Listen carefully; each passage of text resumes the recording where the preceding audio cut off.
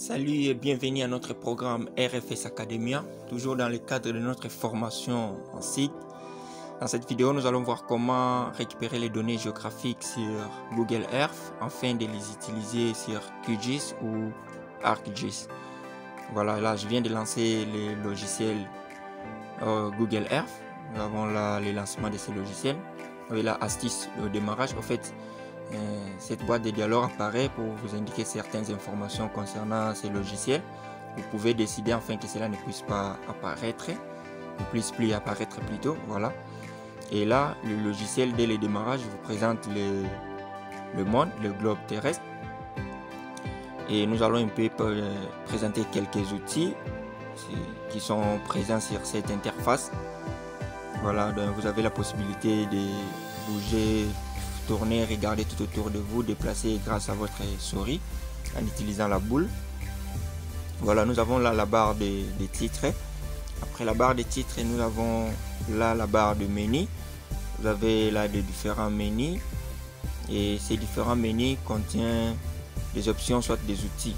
Ce qu'on retrouve lorsqu'on déroule ces menus, c'est presque ce qu'on peut retrouver encore dans la barre d'outils. Voilà, nous avons là quelques options que nous pouvons faire. Par exemple, vous avez là sauvegarde ou bien enregistrer. On peut enregistrer le lien préféré. Nous avons par exemple là, on peut voir directement le map, voir directement les navigateurs map. Et nous pouvons aussi, vous pouvez par exemple imprimer. Et vous avez fait des recherches, vous voulez envoyer à quelqu'un, vous pouvez l'imprimer.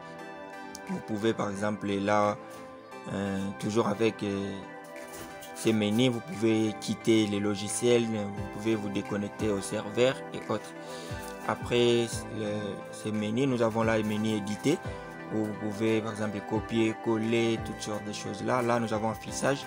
En fait, dans le menu affichage, vous pouvez déterminer qu'est-ce que vous voulez que ça soit affiché, qu'est-ce que vous voulez faire afficher comme.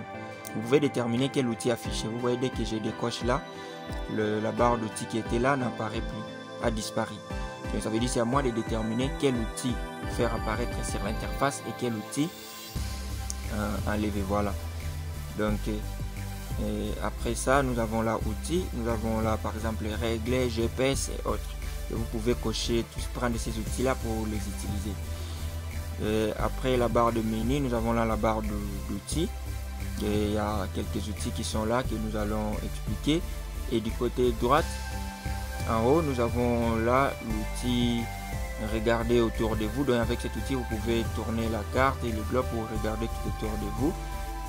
Vous pouvez regarder en haut, en bas, à droite, à gauche, donc toutes ces choses-là. Et après cet outil, nous avons l'outil déplacer avec la main. Et dès que vous prenez cet outil, vous pouvez déplacer en haut, en bas, à gauche, à droite. Donc, tout ce que vous voulez chercher ou bien tout ce que vous voulez voir. Après cela, nous avons l'outil zoom. Il y a zoom plus, zoom moins. Donc, vous pouvez le faire. En fait, tout ce qui est comme outil ici du côté droit en haut, vous pouvez tout faire avec la souris.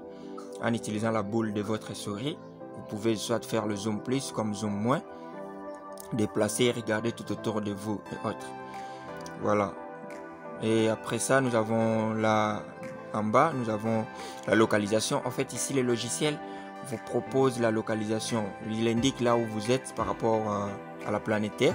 Nous voyons que nous sommes sur la zone de Kinshasa et là, ça nous indique la carte du monde avec l'Afrique où il y a un signe plus en rouge. Donc, ça indique la zone où nous sommes. Après cela, nous avons la altitude. Vous voyez l'altitude en kilomètres, la valeur d'altitude en kilomètres, l'altitude de la zone où nous sommes. Et là, nous avons élévation. Je crois que pour Kinshasa, nous sommes dans des 700 et quelques mètres par rapport au niveau de la mer. Et après ça, nous avons les coordonnées. Il y a les coordonnées sud et l'est. Et là, nous avons quelques informations concernant cette image. Mais en fait, le modèle des satellites qui a fourni cette image, l'année et autres.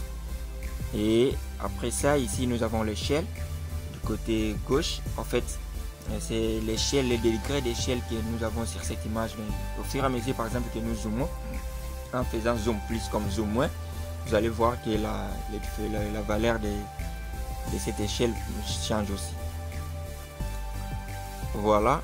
Après cela, nous allons à côté. Là,